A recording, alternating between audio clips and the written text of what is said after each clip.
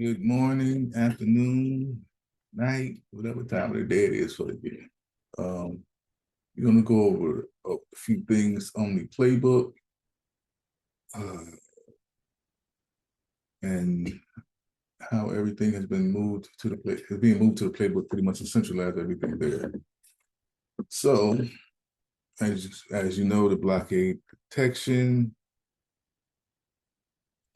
has been added as a new feature, along with the other already features that are there, which include the call wall, volatility trigger. See, you got football, gamma wall, pretty much they line up sometimes together. And also you have the gamma flip, which literally is the gamma flip point. The volatility trigger is a gamma flip point also, but that's the gamma flip point with acceleration, either way it goes. So if we are coming under here, we hit here, and we take out that level. Just imagine the call wall isn't there for now, but take out that level and we hold that level with volatility to kick in and keep pushing us higher. Opposite, if it can't take out that level, and let's say a call wall comes up there or blockade comes up there, you're going to be looking for price to get rejected at that level. You also have your deltas, still the deltas pretty much in the background. Like I said, they've been showing probably mostly red the last couple of days. So when you go up there, you get a rejection. Blockade comes in, rejects it. Once pretty much if it starts getting little green specks coming in there, and literally as long as price is pretty much green under here, they're pretty much pulling price up. So it's pretty much giving support, pulling price up. These bars over here are also letting you know what a potential pull is based off of the position movements. So let's say we got thicker positions down here, thicker lines down here, bars. These bars start disappearing, more reds coming in right here. You also seeing long puts coming in right here, which are the red bars, which is pretty much dominated by short position, pretty much. But they'll start coming in underneath down here, popping up. What you'll be looking for is for price to come up and meet a rejection point. Like I said, whenever the call wall starts coming down, or starts just keep coming towards price where price is at, or right above price, like 10, 20 points, you should be looking for a rejection there.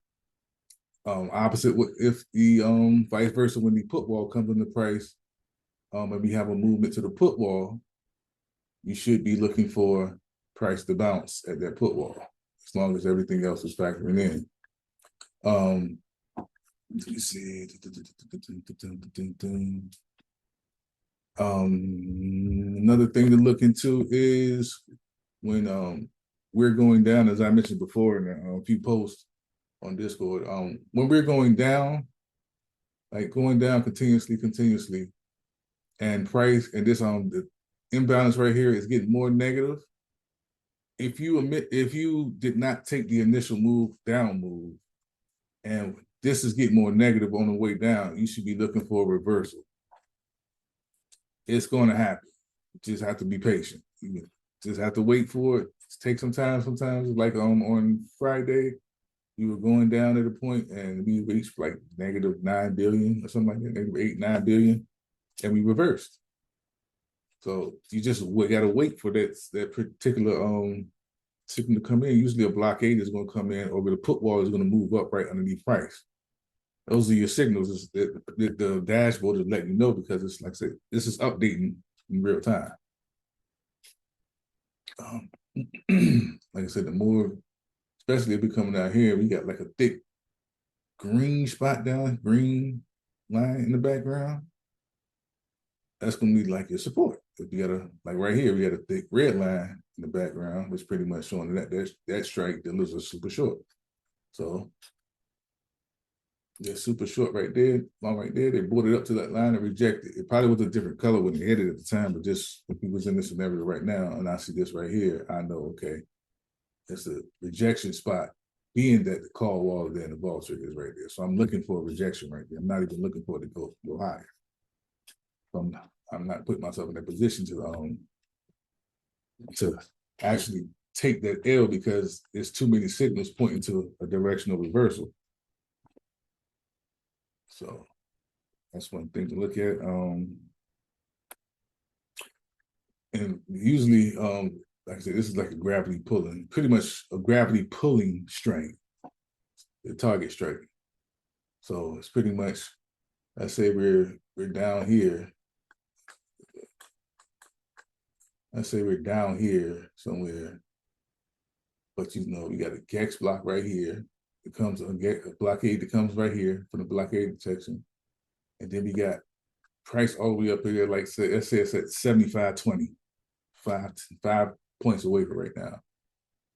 I'm positioning myself, especially like I said, with this negative delta imbalance. I'm positioning myself to take that trade back up to the target. Sometimes you're gonna overshoot it, okay. Sometimes we're not gonna overshoot. We're gonna hit it right on the spot. But your initial take profit should be at that target. Now, if you see, the only way I would look for past that target is if I'm seeing little shades of green popping up in here, shades of green popping up in here, and I'm seeing bars that actually came out more in length that weren't there at first. And then you're seeing a bunch of green just piling underneath price in the background. That's letting me know that some strong support is coming in. The rally might be a little bit bigger than what it's saying. Yeah, and like I said, if we were going down, started going down right here, let's say we started at a negative 4,000 delta, which is pretty much 4,000 millions as a billion. So 4 billion, so negative 4 billion. Let's say we started out at negative 4 billion coming down. By the time we reached out here, we at negative 11 billion, let's just say, or negative 9 billion. I'm looking for a reversal. You should see unwinds coming up, unwind alerts coming up. You should see the acceleration start coming in too as we're going down. That's just letting you know that they're positioning themselves for the move. So that's where the paces come in when using this daily playbook on throughout the day. Positioning, you can already pretty much be in position by the time the moves happens, because you're already seeing all the alerts and signals factoring in and saying, okay, this is what they're about to do on the dealer side. So what you want to do is already be in a position. So by the time you get down here, you see, like I said, blockade come in, especially when the blockade comes in. Blockade comes in, you literally seeing, like, you can check these bars right here, just scan it up right quick, but you literally seeing nothing. This is literally nothing, no positions underneath here. So it's no reason to go beyond this point, even though it might, like I said, overshoot in negative gamma, so it could overshoot a little bit, but if there's no other positions popping up of any significance, like about the same size of this bar, maybe a little less, it's no reason to even look at continuing going down. Everything is pointing to you for a reversal there. Like I said, the replay mode will be coming soon. Working on a few kinks on the replay mode. But everything that's coming into this daily playbook is coming from some of the other pages, the data from the other pages. So it's all centralized pretty much on the daily playbook. So you don't even have to look at the other pages if you don't want to, because it's all shown here. All the data is shown here. I personally don't look at the other pages. They're there for reference, of course. I'm looking at this and the net gamma heat map most of the time. That's about it. Yeah, I'm also looking at my I pull up my SPX chart right here. So about the levels for morning analysis. So we'll go to the levels for morning analysis right quick. These levels right here that come in here, you can copy and paste them into an indicator. If you don't have it, let me know in the Discord, but it's an indicator that you pretty much copy and paste. Put it up right quick. Copy and paste the levels right here. You copy the squeeze up level and the squeeze down level in here. You know, I also have, if you want to just do it on SPX also, you can also do it on your playbook also. So I've also right here. So just take this Copy. Going here. Now this is the overall. So this is BT. I label mine as overall OVT for overall BT. That's on all expirations. But that's going to be your main point of inflection. You got your sheet flip, which is your charm flip level, which is also is a point of inflection. Above the charm flip, we are in a supportive charm, which pretty much means they can keep pushing price up. They can passively keep buying price throughout the day. Below the charm flip, it's suppressive charm, but they can keep selling off throughout the day. You got your squeeze up and your squeeze down levels. When you use this right here, squeeze up and squeeze down levels, pretty much, usually when the first time you hit it, you're gonna get a rejection. That first scenario where it's trying to hit, you're gonna usually get a rejection. As you can see on both sides. So, and then once you get a rejection, if it pushes through that level and holds through that level, it's gonna actually go all the way right here. There's a high chance it will. If it rejects from that level, we're gonna come back all the way to test that level right here. Once we get outside of that threshold and it holds outside that threshold, that continuation happens. Vice versa on the downside. Once we get past this threshold, it continues going. And if it can't, like I said, push out of that threshold, it's going to come back and retest the squeeze level. This is all derived from data that I have done over years. If we have days where we just go in here and pretty much stay inside of these levels without even, we might touch it like a bit, like I'd probably say not even this much of a wick inside of it. The next day we should get a breakout on one of these levels.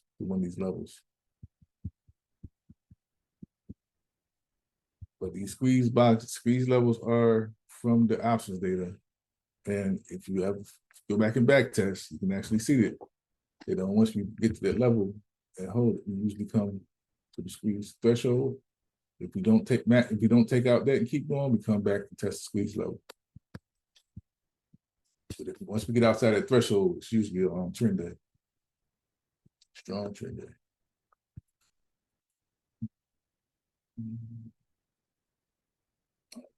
There's other scenarios that I'm happening from backtesting when after going into power hour. If the net charm is not positive 10 billion or higher, you're going to get a spike at the end of the day, a spike up at the end of the day. No matter what everything is showing you, if this is not, it usually happens after 315. A lot of the times, that is, I've seen it happen a lot of times after 315. But if we do not get, if we are not above positive 10 charm, I know I said this probably in a couple other videos too. Going into power hour, we should get a spike back up going into the end of the day. And you're gonna have some other factors to come in on this chart to show you also.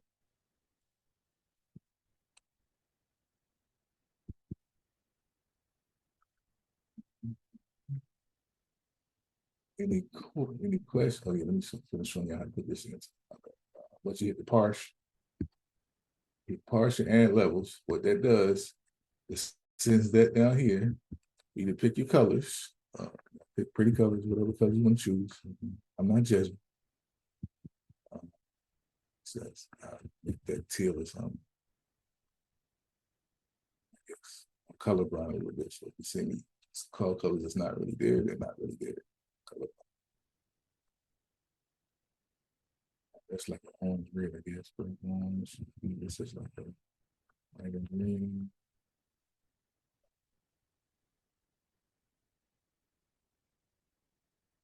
It's just my coloring sequence. You gotta follow my coloring sequence.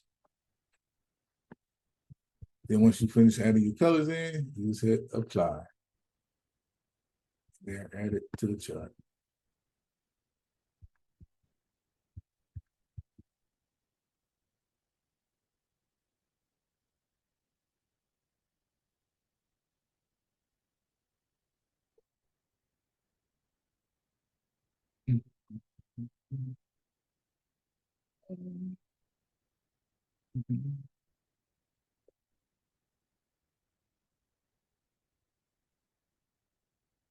that's about it for the updates. The replay mode is coming. Like I said, I have to get a few glitches out of it. Indicator, you want to have the indicator tab up here also to the left. A few more modules are also getting added to the module guide section. And that is about it. Any questions? Like I said, make sure you schedule your one-on-one. First week of August is the last time to schedule one-on-one until after the first week of September. Because I will be putting a lot of focus on completing this leap engine that I'm working on, where pretty much can see what leaps you can take off of different tickers. And like I said, that'll be my focus for pretty much the whole month of August. Finishing the calculations up on that and implementing. The design is already already got design down, but it's just the implementation and working out any bugs. And anything else, like I said, just hit me up, ask me questions. I'm pretty much always on Discord. Just hit me up. Y'all have a good one. Peace.